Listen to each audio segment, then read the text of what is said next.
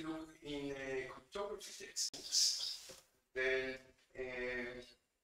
you find that there is an elementary treatment, but it is used as, the mathematics is used as a black box. And what this course is trying to do is to fill in the gap by giving an elementary account that is also rigorous. So unlike the pure math textbooks, I will not teach you all the material in Bachelor of Mathematics, because you don't need all of it. Instead, we take various shortcuts. We do almost only the necessary material for pairings over finite fields. And but on the other hand, we do full proofs, or almost full proofs. I don't want to commit on like precise number, but it would be something like 90%. Now, why would anyone be interested in the proofs? I mean, of course, you can believe that the math community checked all the details many times. It's reliable. But mathematicians are interested in proofs even if they are convinced the result is true, because the proofs teach you how to reason about the objects. And I hope that you will see the benefit of this rigorous approach throughout. Along the way, we will cover, I think, all the topics needed for pairing-based cryptography, all the mathematical topics needed for that domain. And well, I think it would also be helpful for other stuff in cryptography. But it will, as a result, it will take quite some time. Now,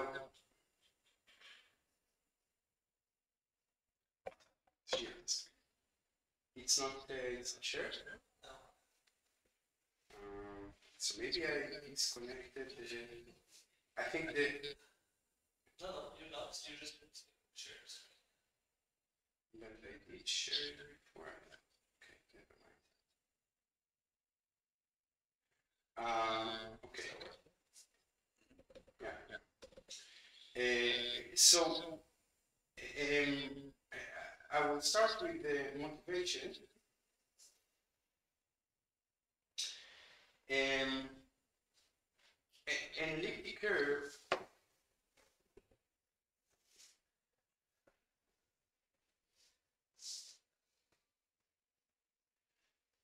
is an equation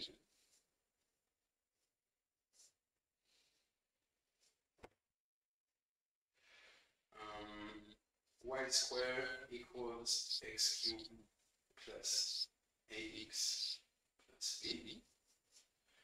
And in fact, I need to specify where the coefficients a and b live, but for now, we say that we consider elliptic curves over the real numbers. This is R. So an elliptic curve over the real numbers is an equation of this form, with a and b some numbers in R, and such that, well, there is some condition, this is E, and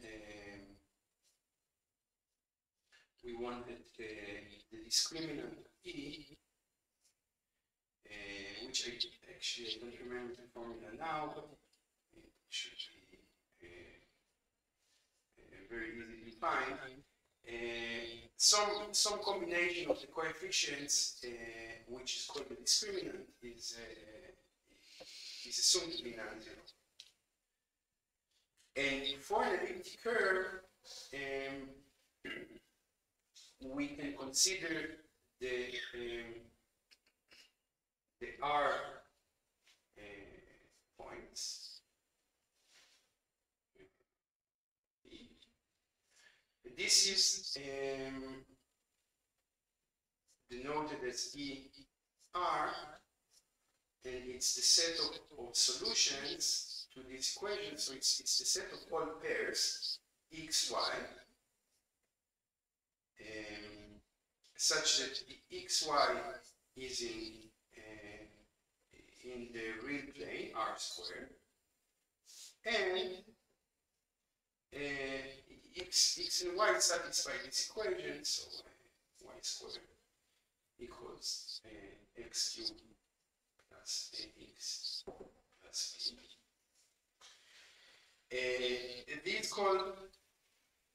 This set is called the finite points.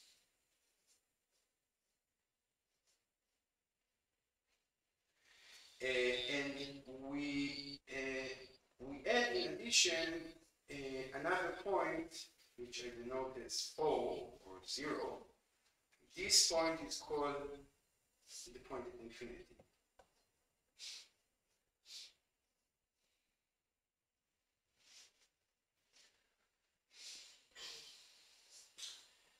Now, I will touch later on this this special point at infinity. But for now, if you just plot in a computer, you take some coefficients A and B, and you plot the graph of an elliptic curve, you will get something like this. This is like a fish. It could be just a fish, but it could be a fish with some circle, some lake here. And so this is the finite points.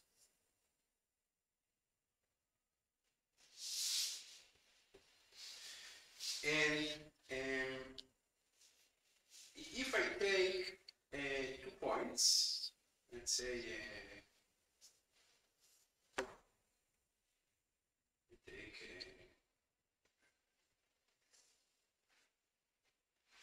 I take P and Q.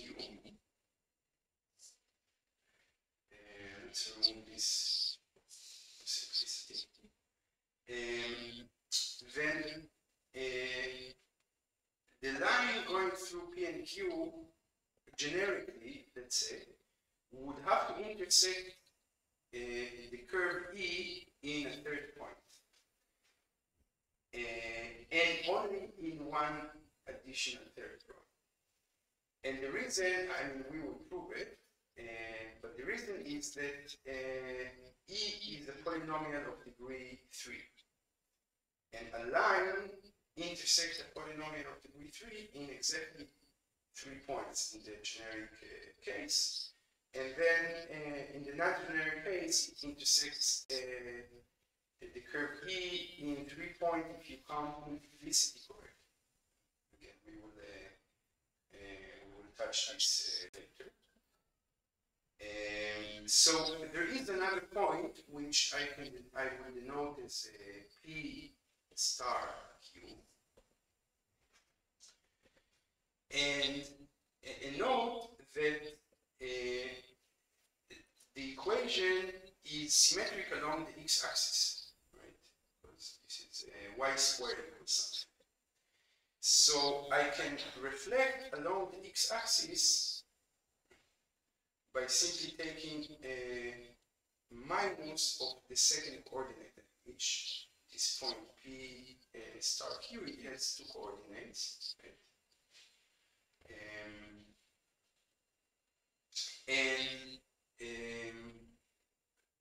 After I reflect the point, I will denote by P plus Q this point, this final point. And this construction defines a binary operation on at least on the finite points of E. So if I write it in notation, I take the finite points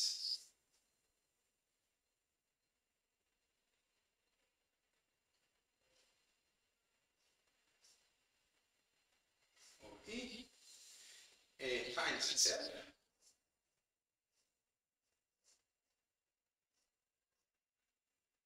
And this construction gives me another finite point on E.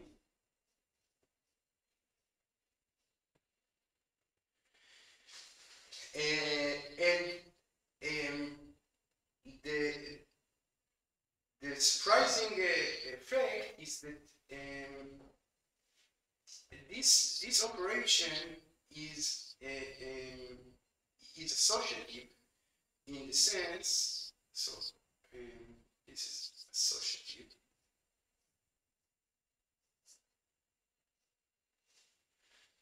In the sense that if you take 3 points, P, Q, and R, on the set of finite points of E, then you can, a priori, you can do two things, right? You can do P plus Q in brackets and then plus R. And you can do P plus Q plus R with bracket in this order. And when I say the operation is associative, I mean that these two expressions are this associativity is highly non-trivial to prove. In fact, the proof is quite long and technical, but it can be done even in elementary methods. And once I know that I have an associative operation, I can define a group structure together with this additional point at infinity. So this additional point at infinity, I just treat it as like an abstract, actually I can explain a bit more why do we need this point at infinity. I mean, this construction that I do is in the generic case. But what happens if I take a point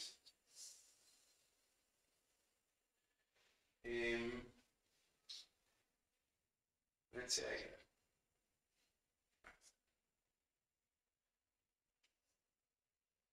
I take a point right here, P, and I want to do P plus P. So now I draw the line that passes between P and itself and intersects the curve. There is only one line. This is the tangent line, which in this case is also the y-axis. And as you can see, the line here does not intersect the curve in any other point. So I introduce temporarily, I call it the point at infinity. It's like a point sitting at the end of every direction of the two-dimensional plane. This I call O. And I regard it as a point on E. So if I do that, then I can say that the tangent line, this blue line, intersects the curve E in an additional point, right? And so,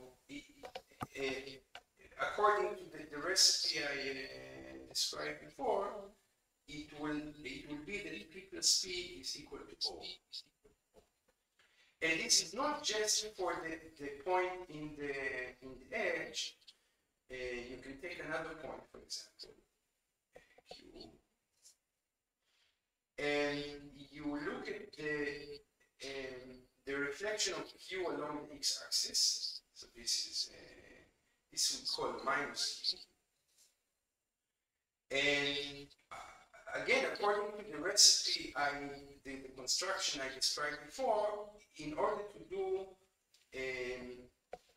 Q plus minus Q, what we need to do is to draw the line passing through Q and minus Q, and look for the intersection of this line with the curve. Here, the intersection would be O, and then we need to reflect the intersection along the x-axis, but always sitting in all directions. So reflection of O is still O. So you see, we have this point 0 or O. And what I'm saying, this is only a sketch, but what you get from this, and of course, the other edge case, let's say, is if I take some generic point, not on the tip of the curve, let's say Q, and I want to add it to itself. And to add it to itself, I need to draw the line. So I want to do Q plus Q.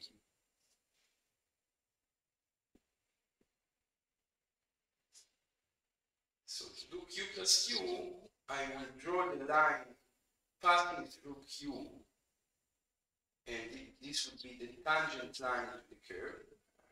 My drawing is very bad, but it would be something like a tangent line. Yes, we can do it here.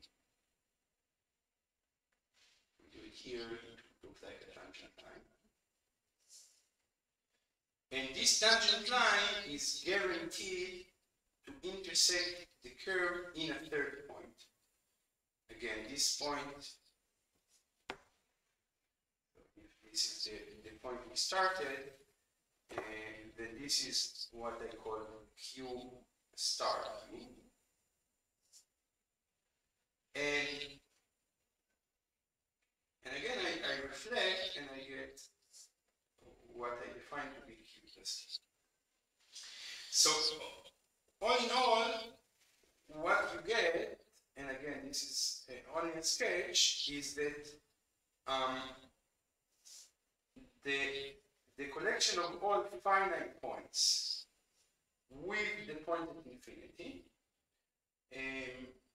forms an abelian group.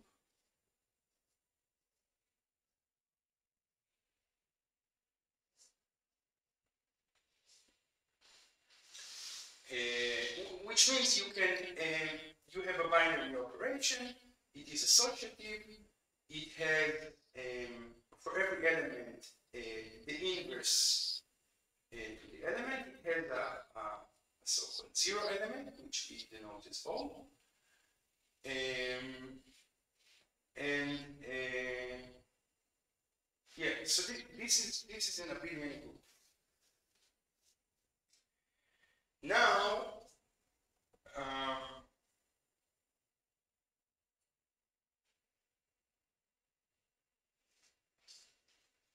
we don't have to consider only the real numbers.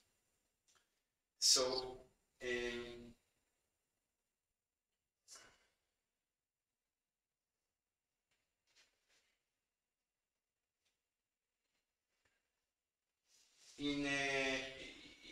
elementary number theory, there is this notion of modulus arithmetic. But before I move to this, are there any questions on this this part? If you have, then please raise a hand and I can hear it. Yeah, something because if you scroll in the code, you seem to indicate that any points, even higher, yeah, here, you have any finite points size or operating on another finite point will give you a finite point, but then the example where you get the point at infinity. So that's Yeah, I mean, so if this is why I said generically. So in the typical case, you take, I mean, most of, let's say, probabilistically, in a very high probability, you take 2 points, and then you will get this situation. Okay. But there are edge cases, and one of the edge cases is where I take the point and its reflection, what I call the negative. So I take Q, and I take minus Q, the reflection of Q. Then the line passing through Q and minus Q clearly cannot intersect the curve because it's parallel to the y-axis. And then I would say that these lines still intersect the curve, but in the point of infinity. And so another question I've got, it's the case of the leak. Because I agree that there should be only 3 percentages. But graphically, I don't see how this is possible that it's not going to intersect with the link. Yeah, that's because my drawing skills are not so good. Okay, it's the figure. But it is the case. Yeah, you can find the precise drawings in the internet, and you can even plot it yourself, and you play around, and you see that it always intersects in in 3 points. Well, either in the generic case, of course, in this case of Q and minus Q, for example, it would not. But for a typical line, this is the situation.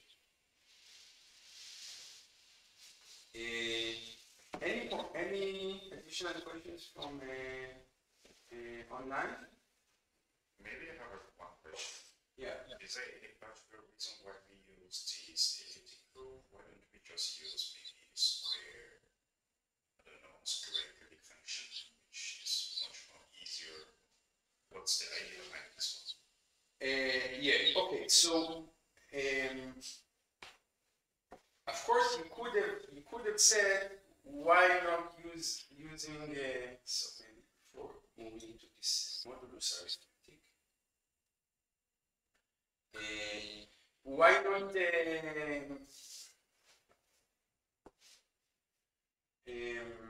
say parabolas, or I think it's called parabolas in this case.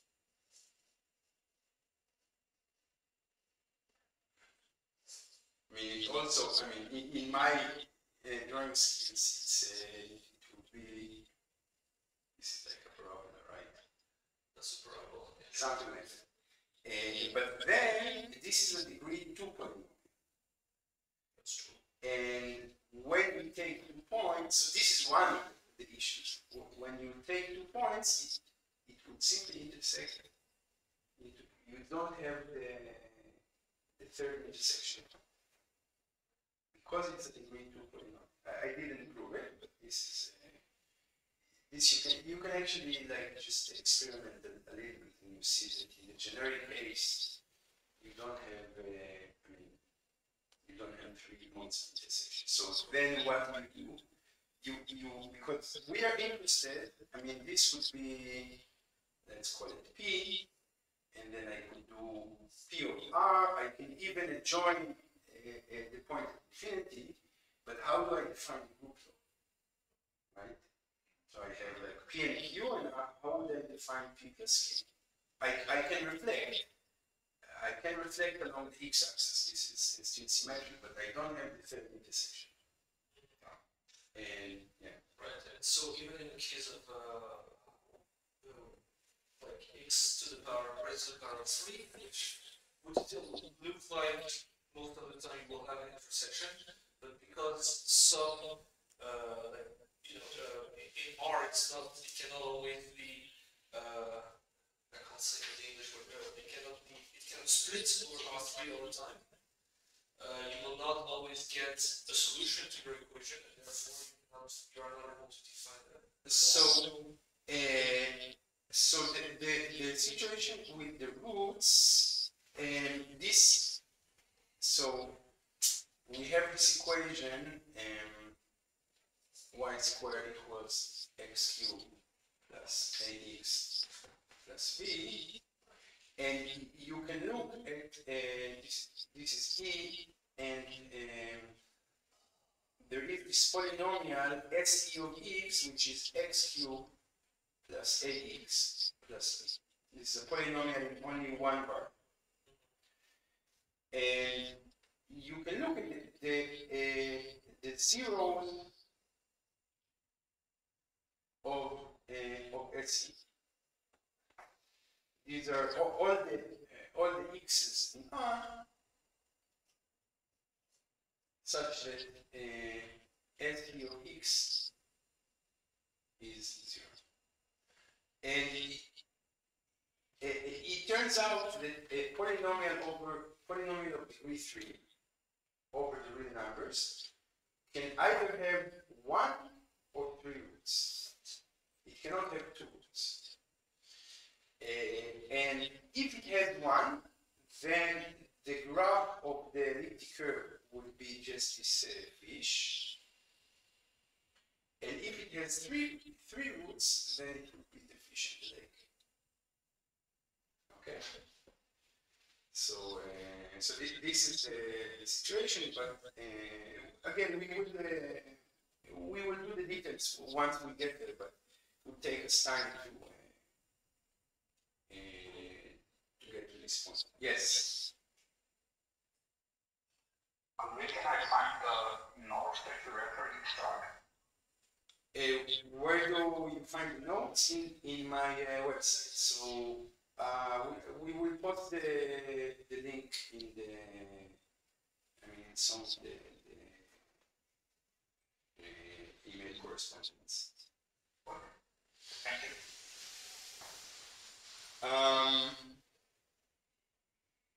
Okay. So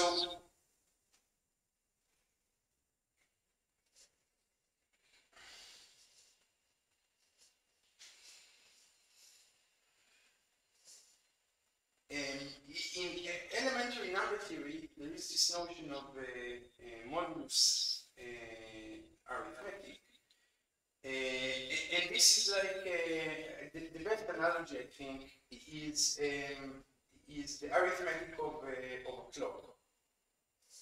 Right? You have,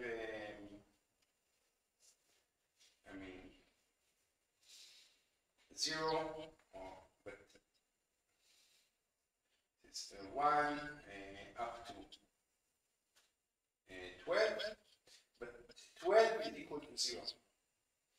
So, and if you add, you continue the round of the clock, then 30 is equal to 1, and so on. So clock arithmetic is, this is denoted as integers modulo 12. But you can do it in, I mean, for every number, right? Give me every integer, a positive integer. I can do a kind of a generalized clock arithmetic for this integer. So for a general integer, for an integer n, the set of integers modulo n is, as I said, is just a set of numbers 0, 1 up to n minus 1. And we have a binary operation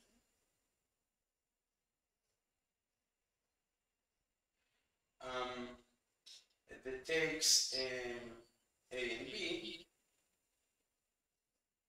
integers 1 to n, and send them to a plus b. You do plus of integers, and you take modulo n.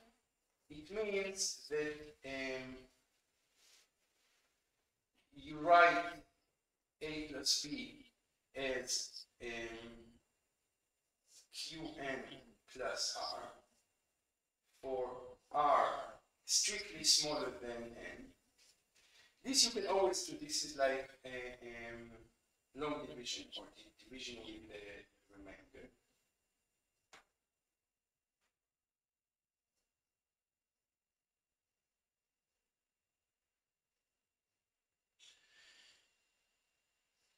And after you write this you can do for any integer, in particular for a plus b. And we define a plus b modulo n to be equal to r. Okay, so again, just like in the clock arithmetic. And in fact, so this is another example of an abelian group.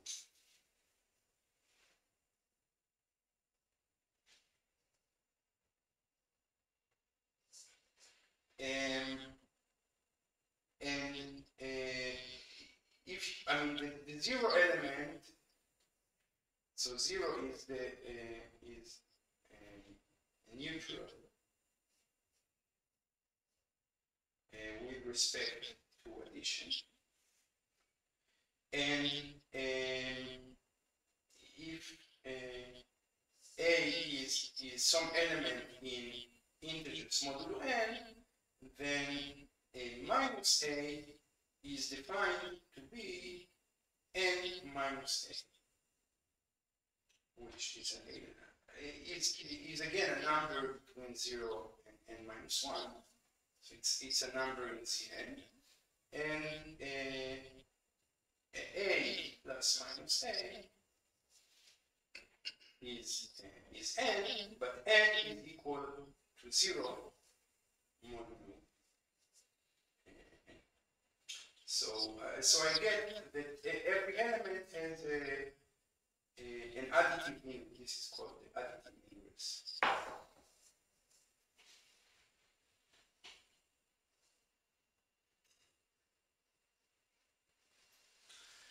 But and what I didn't say, I mean, when I say that something is an abelian group, it means I have a binary operation. This operation needs to be associative among other things, but it's not hard to see that taking modulus is associative in the sense that right, a plus b and then plus c would be equal to A plus B plus C.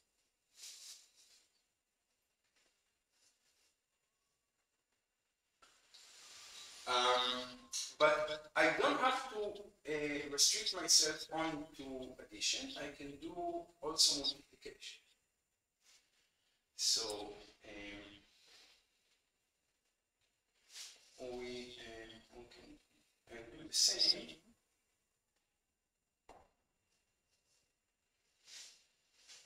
with multiplication on Zn.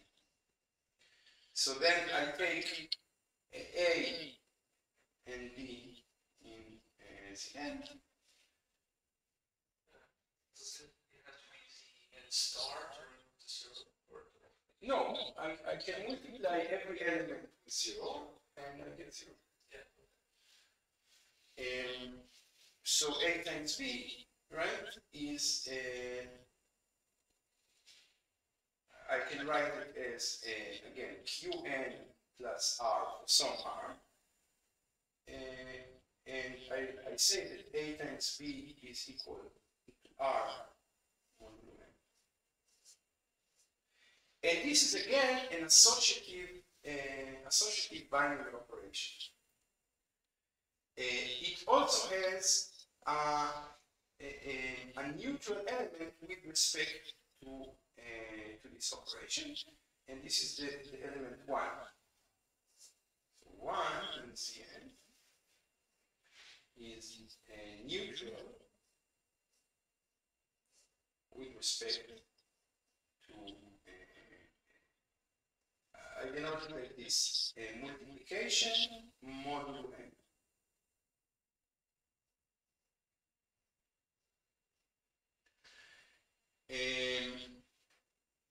And this is in the sense that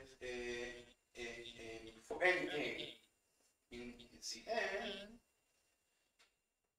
A times 1 is equal to A. Okay, so now I see that on Zn I have a structure that is somewhat similar to the real numbers. Right? I have addition, I have multiplication, I have neutral elements with respect to each of these binary operations. And it's actually these binary operations are also compatible. And this is called distributivity.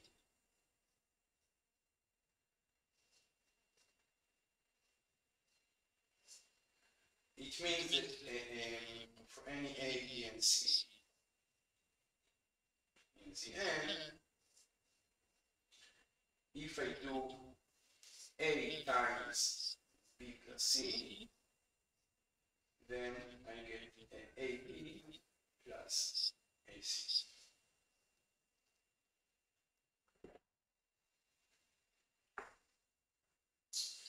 So this looks very similar to the real numbers in kind of an abstracted way, but there is one property that is missing for the comparison to be let's say complete.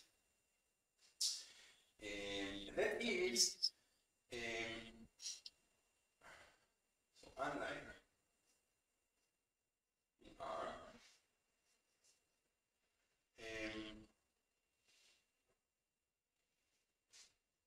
not every element A in Cn has multiplicative inverse.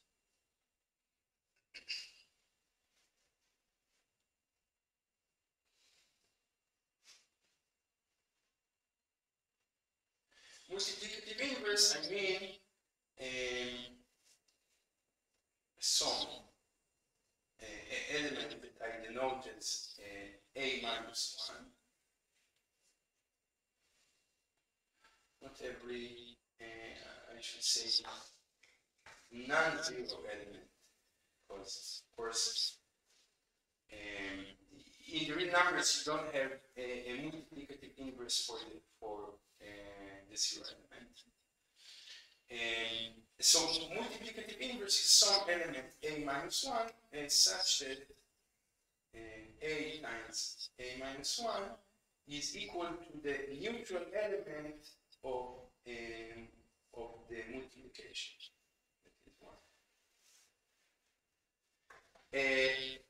Specifically,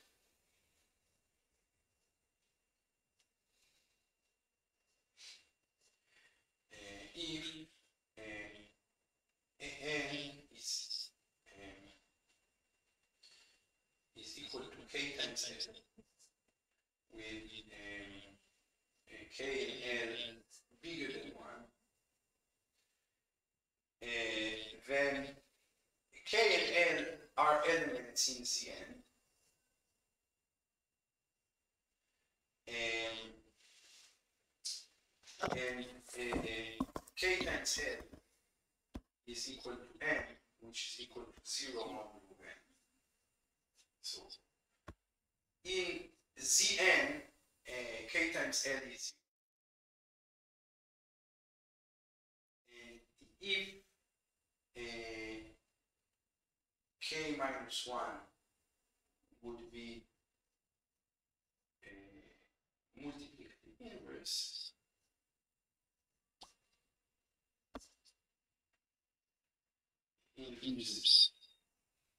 okay, then I take this equation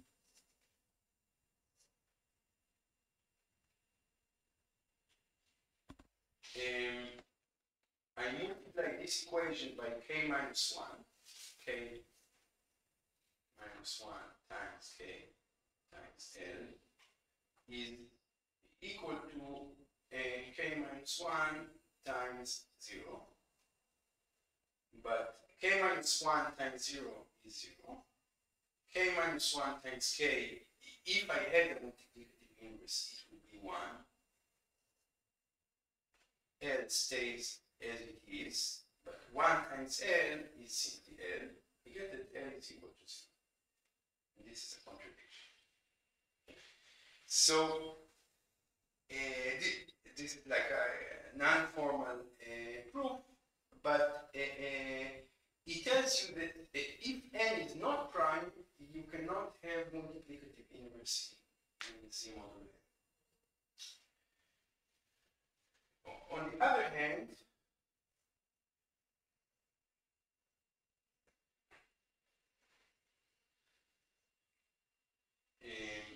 this is theory. If or if it is prime,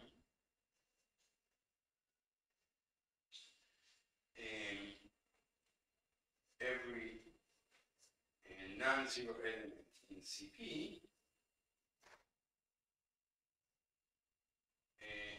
has multiplicative.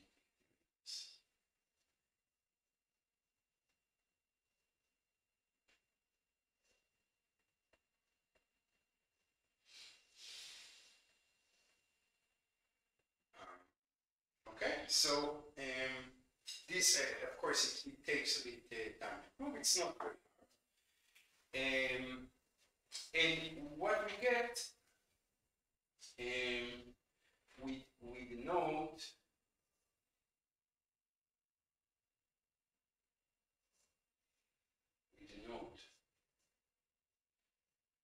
by FP and the set 0 up to p minus 1 with addition modulo n modulo p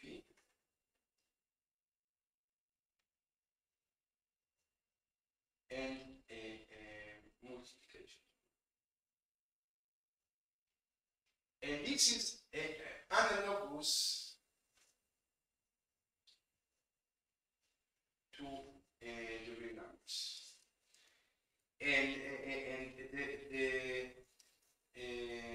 term for this structure we discussed it. This is field.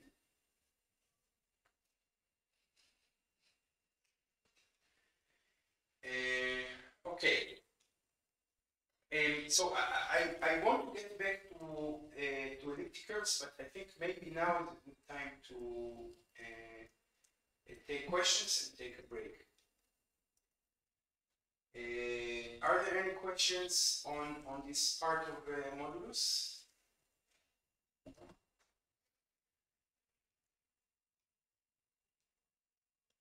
Well, we're going to prove that. Yeah. This whole thing is just a sketch to kind of show you the landscape of where we're going. Okay, so let's take a 10 minutes break and we come back to the curves.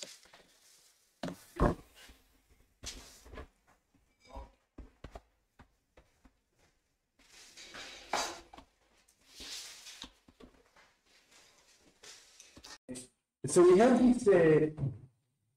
this field FP, and we can do, I mean, the fact that it's a field, it means we can do multiplication and addition.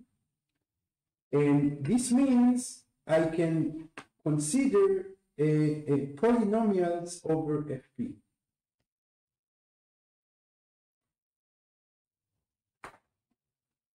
So we can consider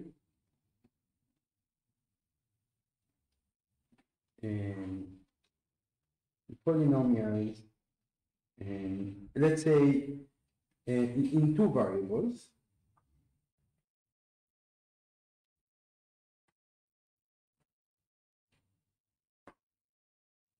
Over Fp.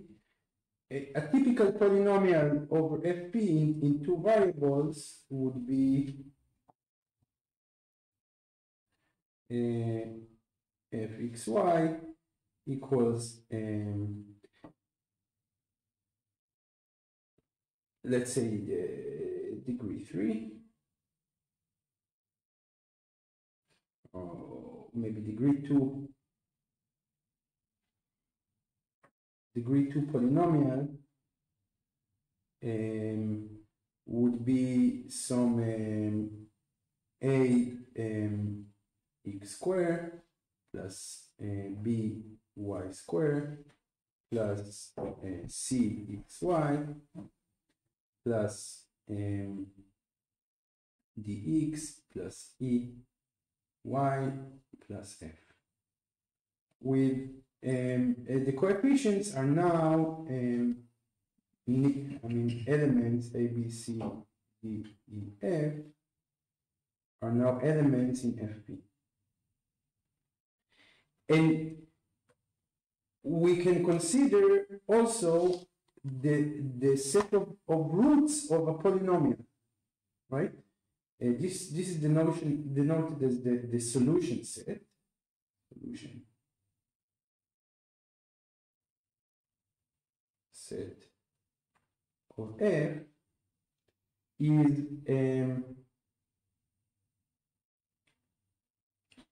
the set of pairs x, y such that x and y are in Fp, and f of xy is equal to 0. Of course, 0, I mean the 0 element in Fp. And we don't have to just restrict to degree 2. We can look at degree 3 polynomials. And in particular,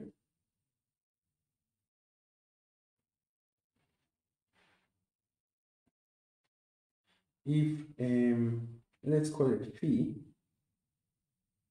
or phi e is the polynomial x cubed plus ax plus b minus y squared for some coefficients a and b in Fp.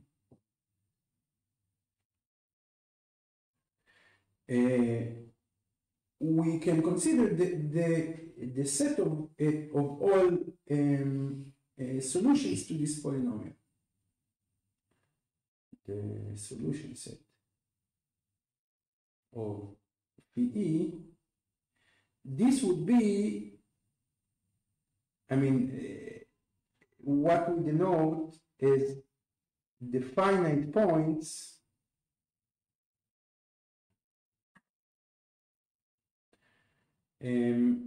of an elliptic curve over Fp. And the whole set elliptic curve over Fp would be simply the finite points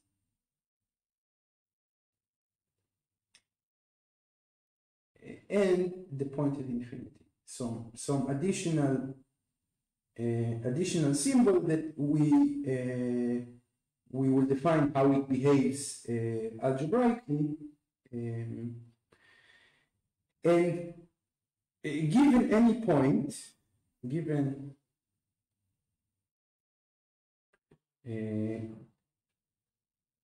let's say P and Q, we can start with finite points, actual solutions to the polynomial Phe.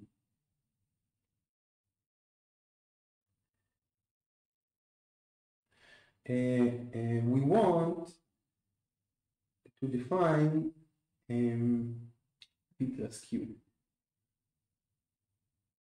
So how do we do it? Well, we use the analogy that we had in the real numbers. I mean, the geometric construction that we had for the binary operation.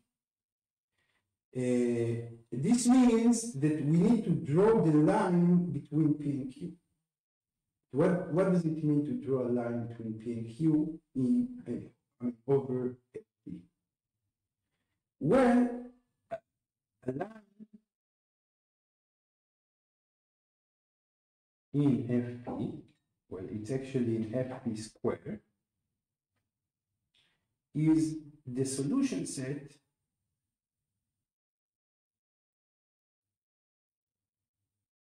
of a polynomial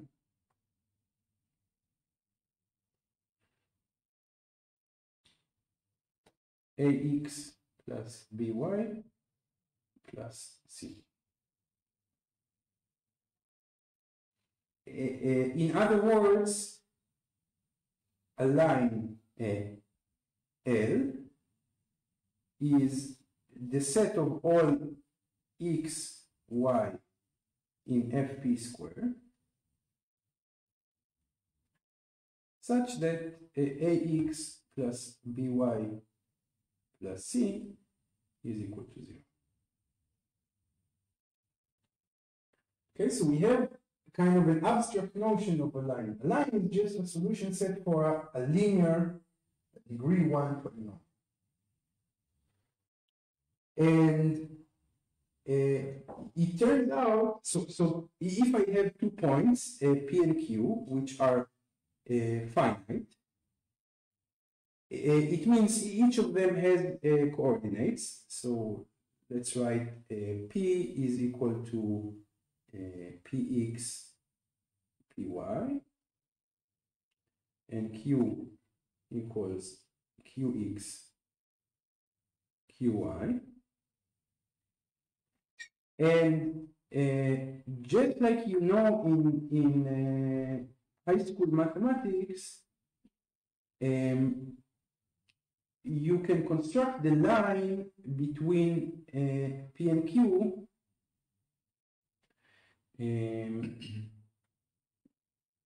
the line between P and Q. Well, it has to pass through P and Q, right? So I write the equations. a px plus b py plus c is equal to 0. And also a qx plus b qy plus c is equal to 0. I subtract. I get that a px minus qx plus b py minus qy is equal to 0.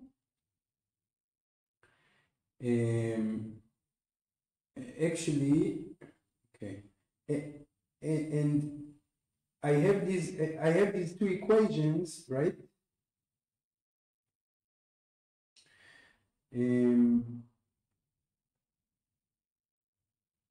Let's say even c is equal to 0. If c is equal to 0, then I have two equations in two variables, A and B, and I can I don't even have to subtract now.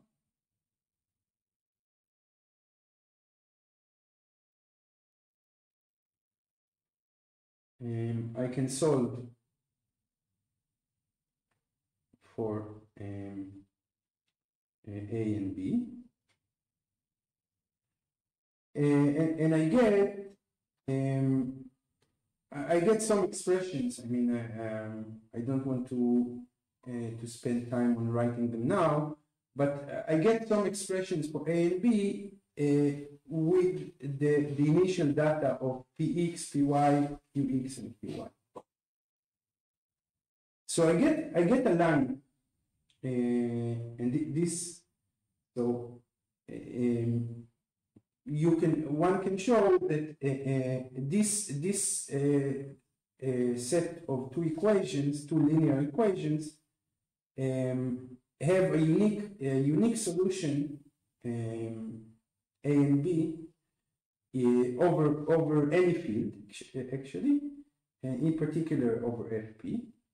So I get the line LPQ, let's say, and this is an equation, right? Ax plus by. In fact, once I assume c is equal to 0, then I can write the line as in more familiar form. This would be y equals mx plus a. So I get an equation of a line. Maybe this would have been better, because this line ax plus by plus c, this takes into account the case in which the line is parallel to the y-axis. But if I remove this case, then I can say that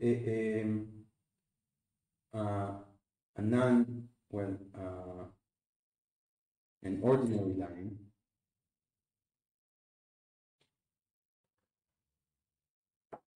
is the set of solutions to the equation y minus mx minus a. And then I take the solution set of this, y minus mx minus a, where m and a are elements in Fp.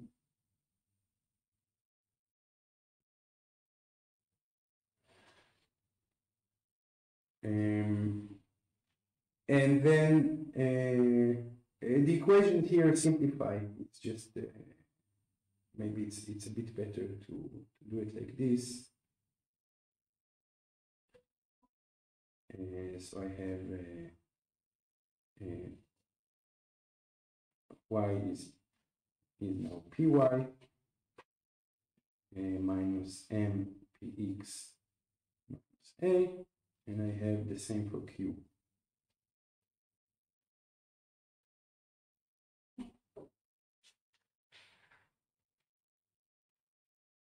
Okay, and so I solve for instead of a and b, I solve for m and a. I get some formula for m. I mean, this actually, if you want, we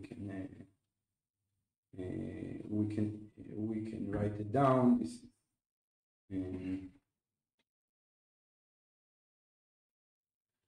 this is py minus qy is equal to m px minus qx. So I get that m is equal to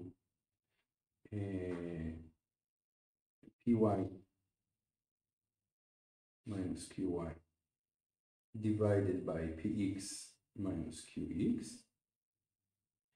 And of course, there is an edge case in which px is equal to qx. But let's say in the generic case, I get a well-defined m. This is called, by the way, the slope. And I substitute it in the equation. I get that, for example, py minus this m, py minus qy divided by px minus qx times px is equal to a. Right? So I get also an expression to a.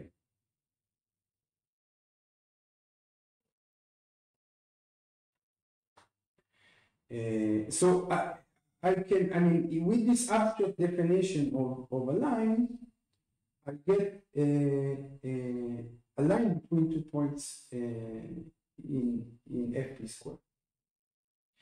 And after I get a line, I need, like in the construction in the real numbers, I need to check the intersection point of the line with the curve. But that's something I can also do over fp, because intersection point between two polynomials is just the intersection of the solution set, right? I mean, so we get a line LPQ. This is a solution set of this. This is the solution, or okay, like this mx plus a minus y, and the solution set of this polynomial mx plus a minus y. It contains p and it contains q. P and q are indeed points in the solution set. And the intersection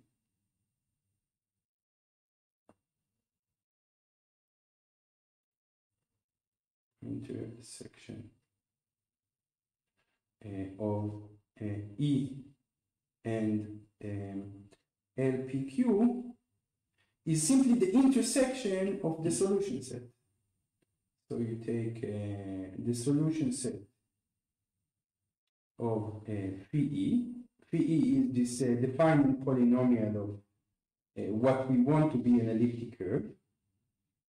And I take the solution set of this line, mx plus a minus y. And we can show, I mean, of course, P and Q are in the intersection because we chose them to be initially in the solution set of PE, and we constructed a line so that there will be points in the line. But there is an additional point which we can denote P star Q. P star Q, it has two coordinates, right? So I write P star Q X and P star Q Y. And I define P plus Q to be the same thing, but when I reflect along the x-axis. To reflect along the x-axis is to simply do minus on the y.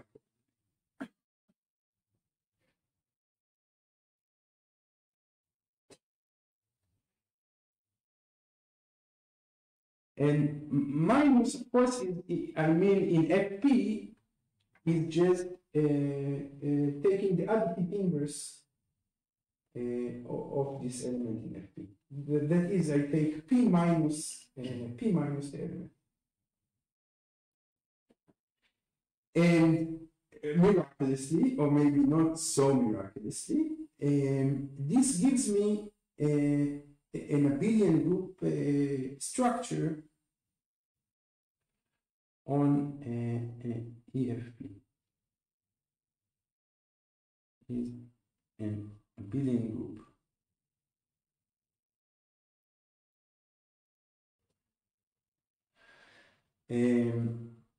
The proof is, I mean, once you know the proof for the fact that an elliptic curve over the real numbers is an abelian group, you can pretty much imitate all the steps you did over any field.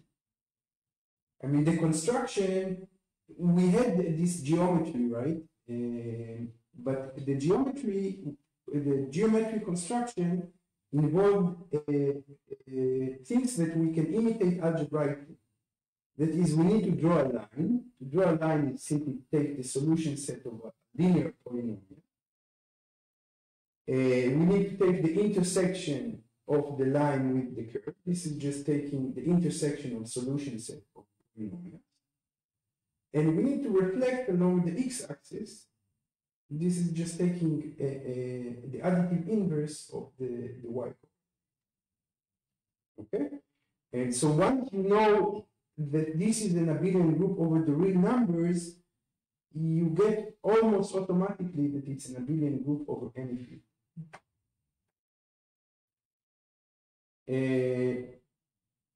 And I should say a warning.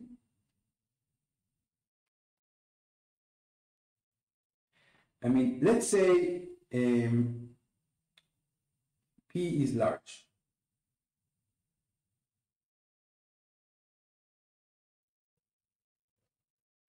And this is typically the case in cryptography. We take a big prime number. So one naive approach would say, okay, let's put all the numbers 1 up to P minus 1 on the typical axis.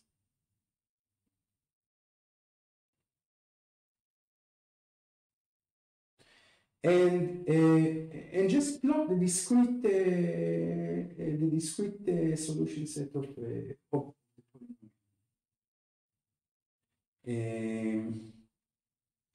and since we know what the graph looks like in the over the real numbers, we may naively expect that we get something like this.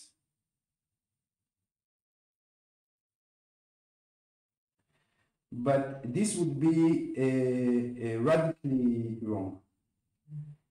And the reason is that the arithmetic of FP is radically different than the arithmetic of R. So when we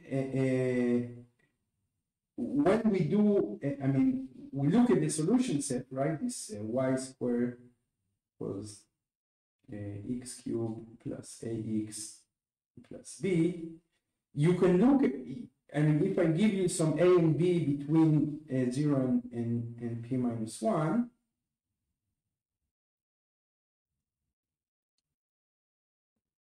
you can consider them as just real numbers, right? And then and take the plot of the resulting elliptic curve.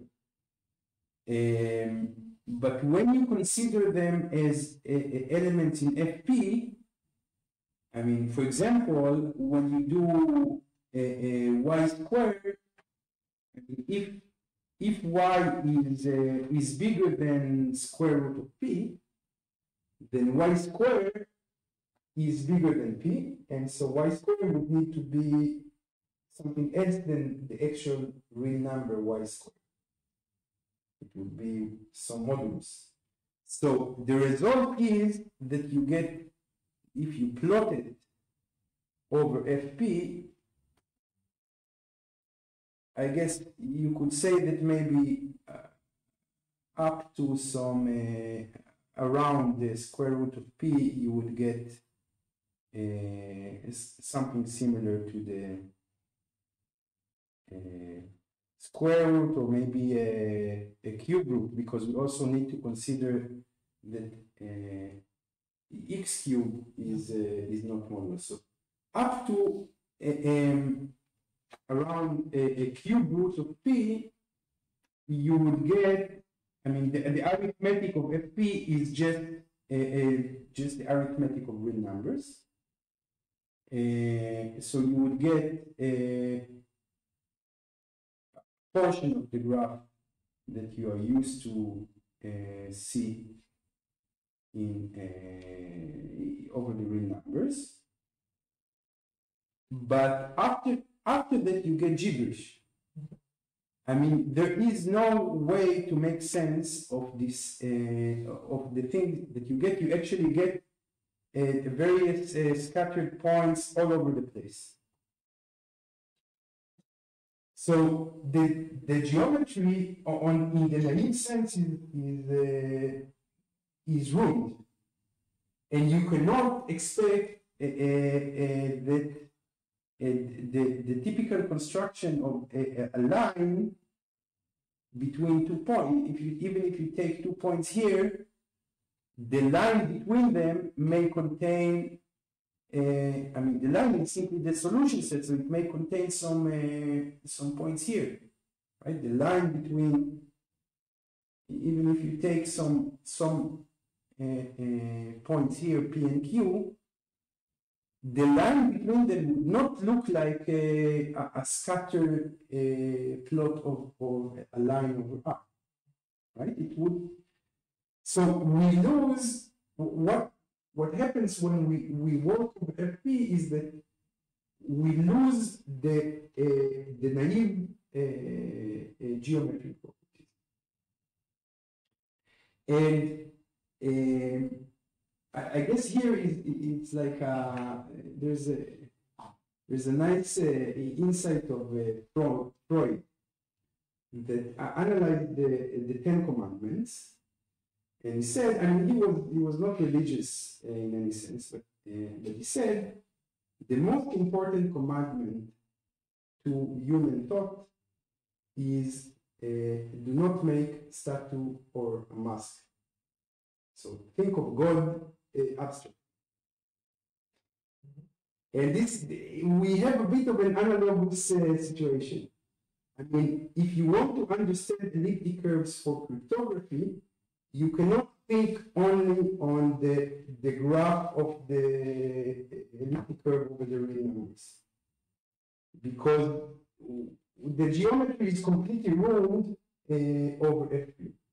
So we need to think abstractly on elliptic curve. Algebra, it would be mostly algebraically, but nevertheless we take analogies from the geometry of the real numbers And we try to imitate, and we will see when the geometry works, when it does.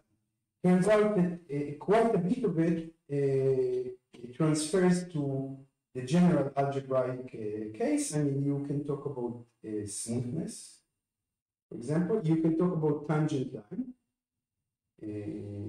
And this kind of approach in mathematics is called algebraic geometry.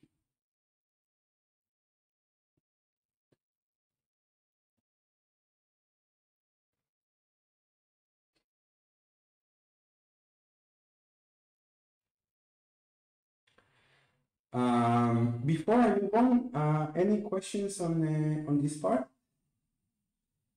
Yeah, does it mean that for any value under cubic root of p, we don't really have a lot of security because we don't have any scrambling happening? You could say it's not exactly it's not exactly insecure, because the security is a bit more involved. I mean, so depending on what you want to do, but eventually, if you only consider elliptic curve as an abelian group and you do standard naive like Hellman exchange, then the security relies on the discrete log. And a discrete log, even on a below square cube root of p, is still hard. So you will still get the security. Then there is the question of, I didn't talk about pairings at all, soon reach to it, but there is this question of security of pairings, but this is another issue. I think it's too early to consider. Okay, so maybe this is a good point to reach to this issue of pairings, or maybe are there any questions from online?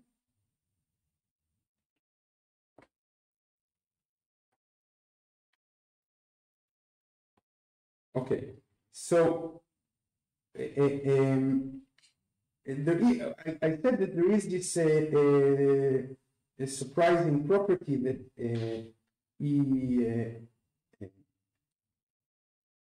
EFP, ER also, and over, in fact, over any field, if you take the equation of an elliptic curve, you get an abelian group.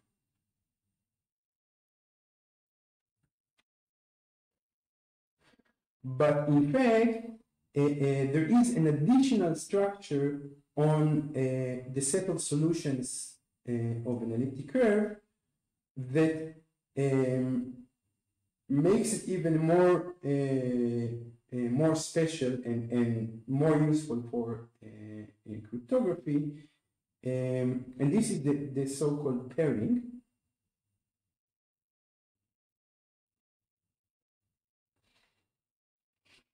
And a pairing, I am going to lie a little bit, but roughly speaking, a pairing is a function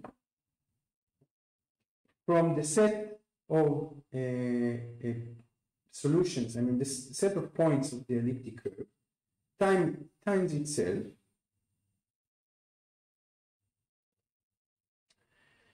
into, let's say, FP. We can say that it's actually FP without element 0. And what is this pairing? This is usually denoted as E. This pairing has this property that if you take two elements of this form, G to the A, or here I should say, what is G to the A? You take some some element in EFP.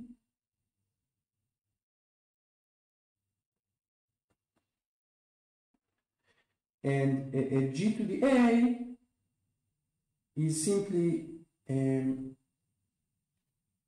G plus G plus G A times.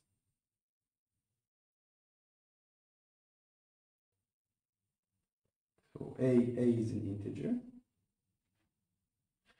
And this pairing has this property that if you take E of G to the A and G to the B, you get E of G to the AB. And some, well, some additional property. But this specific property, this is bilinearity,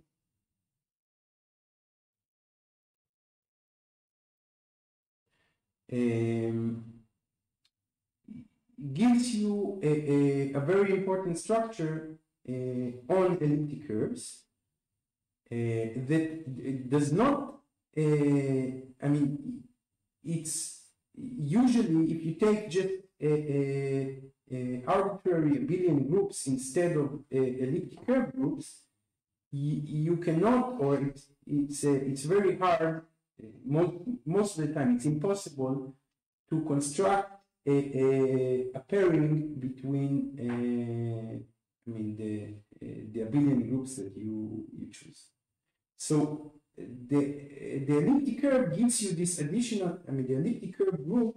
So if you know that you're given abelian groups that are groups coming up from elliptic curves, then you're guaranteed to have this additional structure, this pairing, and it gives you an important property to construct a crypto system. In particular, zero knowledge proofs protocols, I mean, use extensively this pairing property. Okay, so what this, I mean, constructing the pairing, I guess, this was the main result was that of Whale.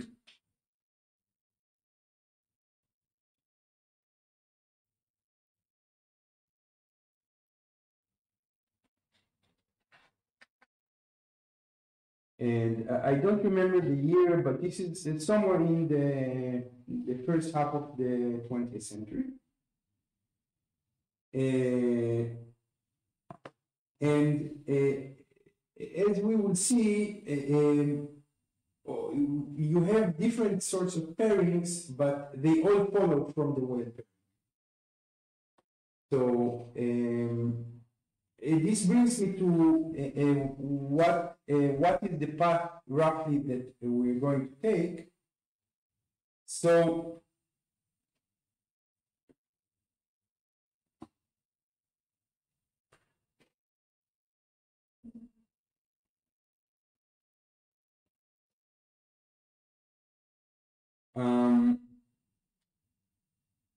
in order to get to this this Whale pairing, I guess you could look at the notes and see the table of contents. The first thing we will do, but I think this will have to wait mostly for the next session.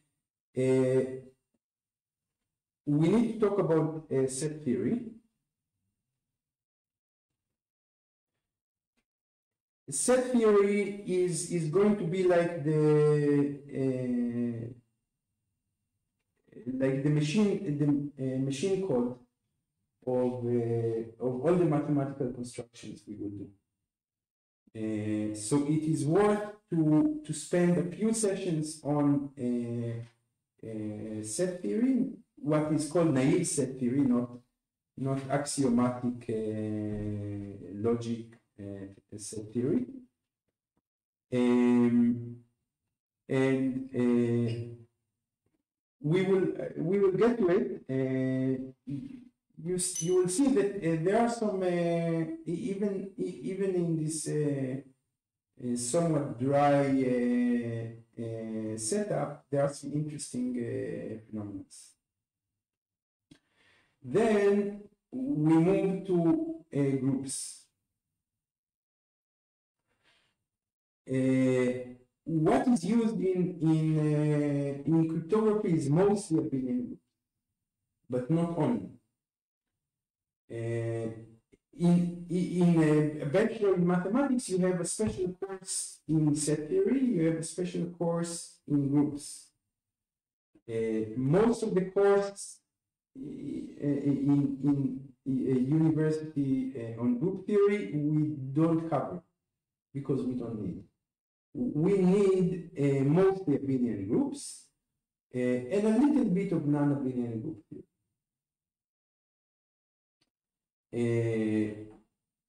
At the end of groups, we will do a classification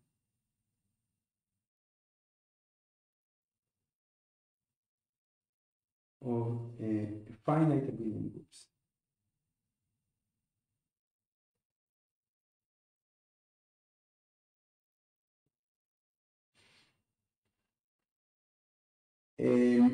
After we finish groups, we move to fields.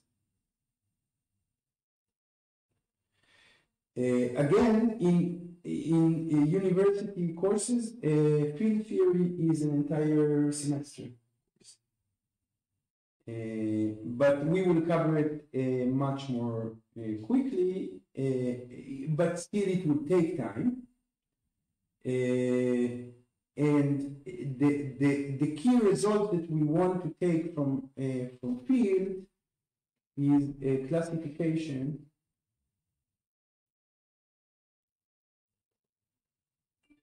of finite fields.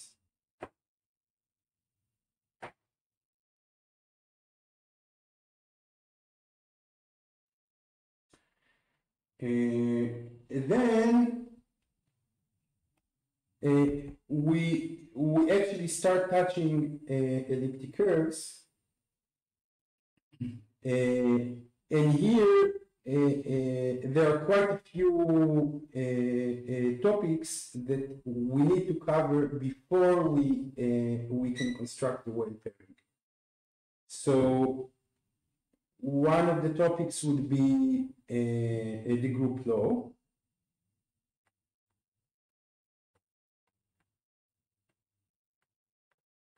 The other would be projective coordinates.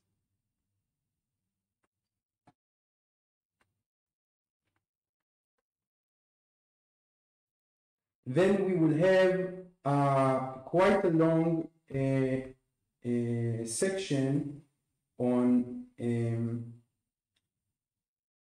zeros and poles, and what is called divisors.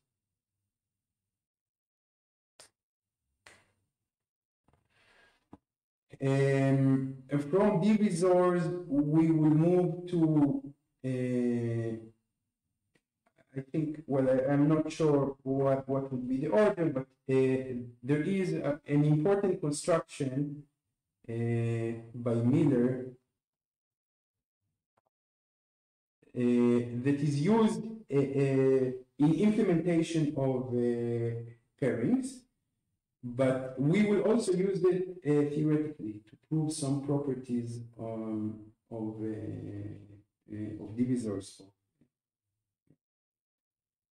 divisors over elliptic curves, and eventually we will get to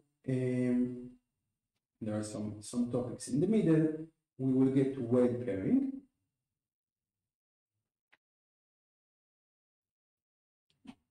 And from the well pairing, it's very easy to do other stuff like the Tate pairing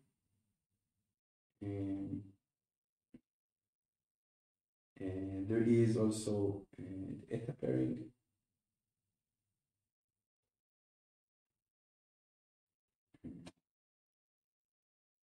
Eta and 8 pairing, and so on.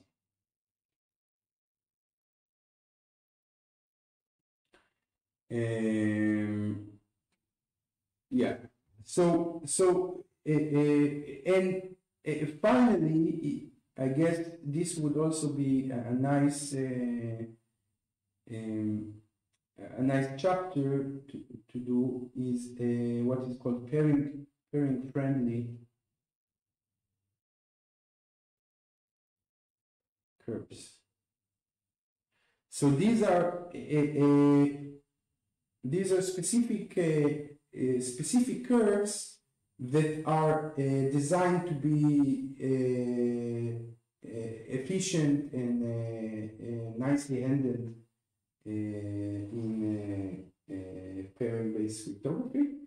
And in particular, there is the current curve that is, as far as I know, is on. It's supposed to become the main curve for pairing on Ethereum. This is the BLS 12381.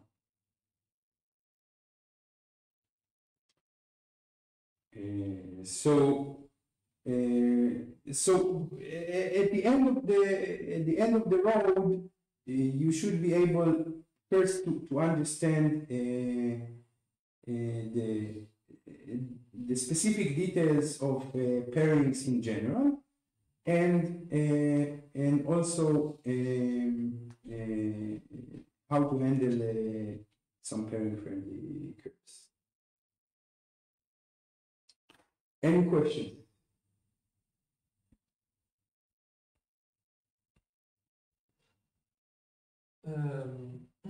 Yeah, a bit before you defined A, like you say G of A, you took it in the natural numbers.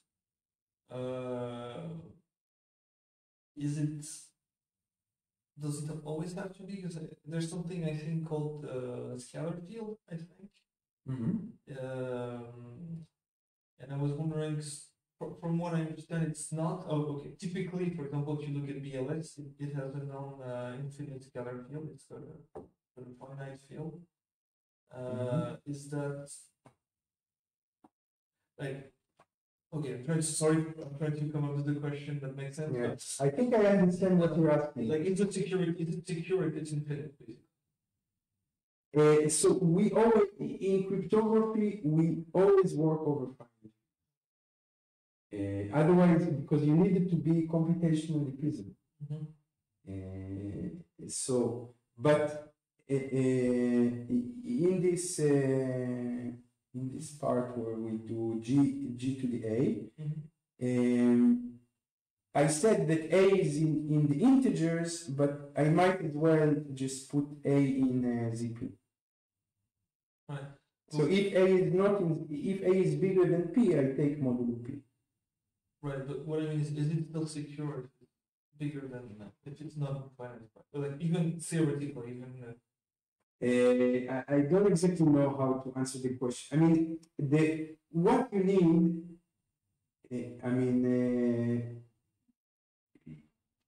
You need for security. You need the discrete log, hardness of the discrete log.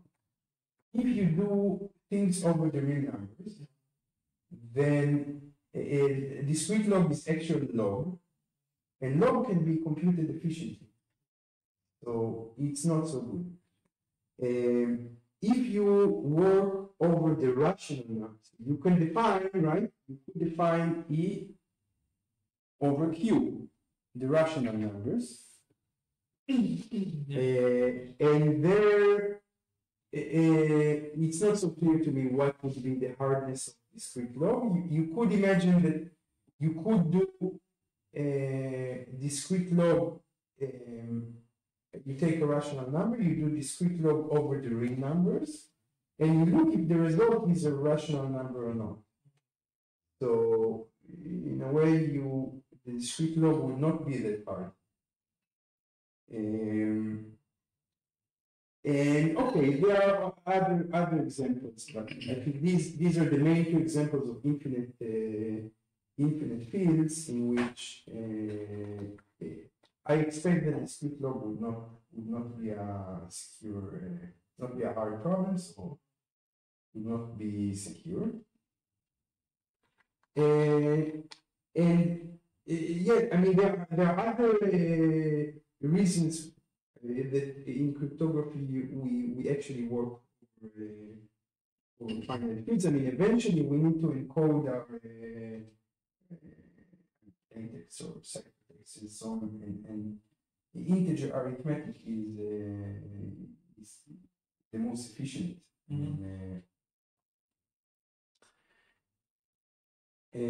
Other questions?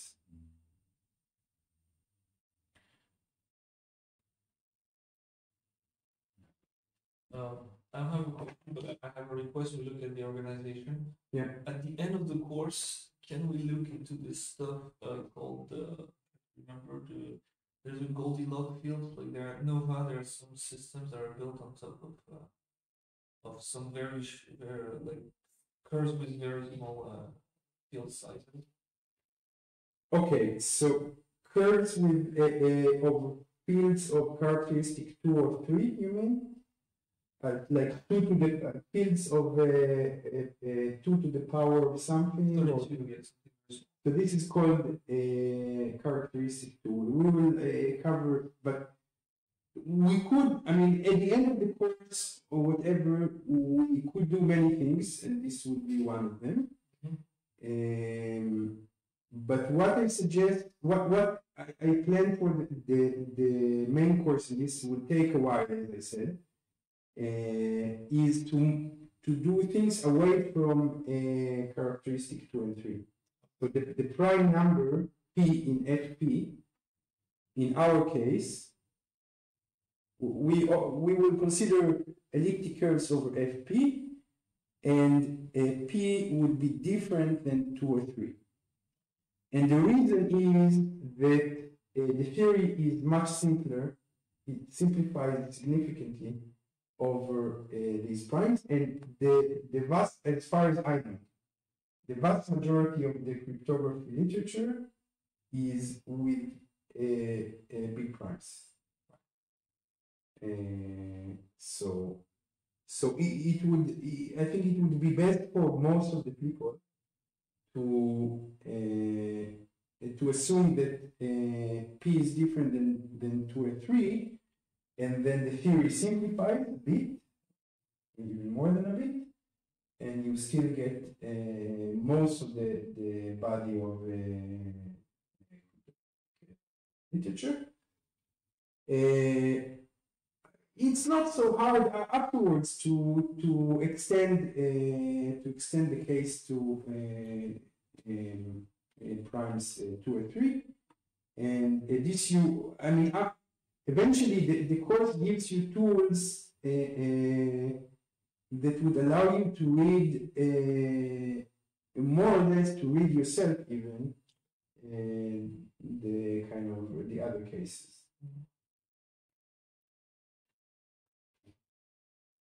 This is maybe the point to say that I think questions are very important. So first of all, thank you for many questions. But you will see, certainly when we move to more technical stuff, it's not so easy to ask precise questions. And this would be really the thing that will promote you the most.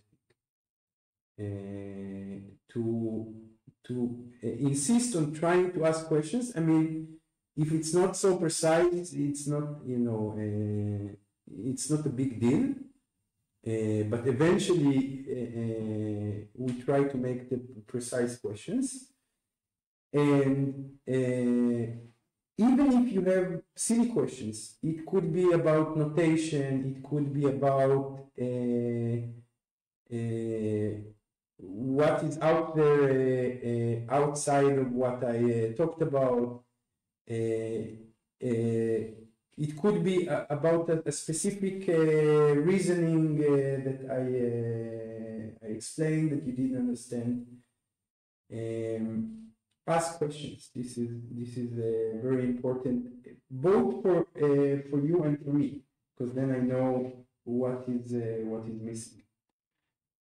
And I will also say that again, there are different ways to take this course, but kind of the ideal setup, I mean, since we do almost full proofs, and in the, I mean, let's say in the first around 3 months, we will consider stuff that are not even elliptic curves, just this topics 1, 2, and 3. And this will be completely full proofs. The ideal way to see if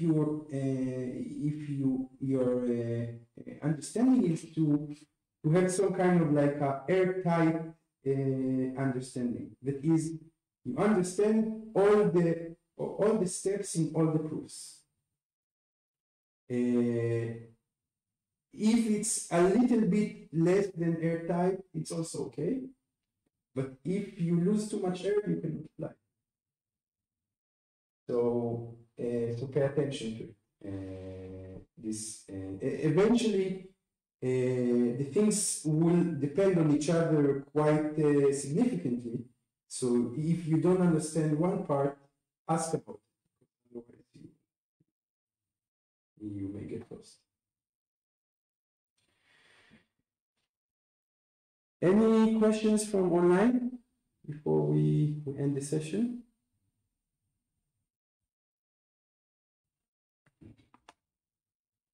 All right, then next week we start with the theory.